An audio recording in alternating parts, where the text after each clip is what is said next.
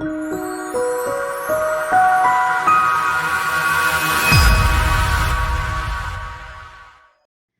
all, welcome to my new video series, 2-Minute Tuesday Franchise Seeker Tips.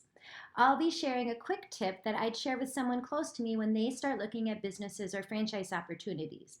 This is going to be real life practical stuff. We're going to save the heavy details for a one-on-one call or just download one of my ebooks.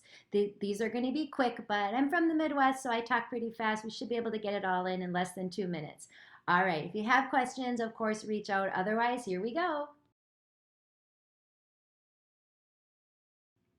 Okay, we've talked about this one before. Lisa, what's the hottest franchise?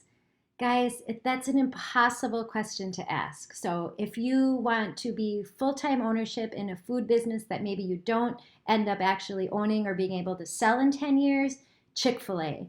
If you are totally into fitness and you're ahead of the trends, then maybe you should have said Orange Theory 10 years ago.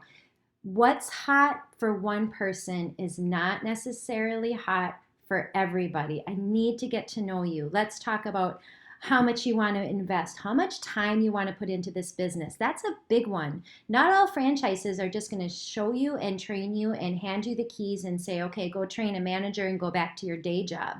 Some will, it's called semi-passive, but not all of them will. So what's hot for one person may not be hot for you. If you have a background in financial services, always B2B, used to working in the C-suite, you might really want to be in that space. Or you might look at me and say, I never want to wear another tie as long as I live. So a franchise that you have to wear a tie that's super hot isn't hot for you. Let's talk. Let's get to know each other, what you're looking for, what you want to invest, and we'll go from there.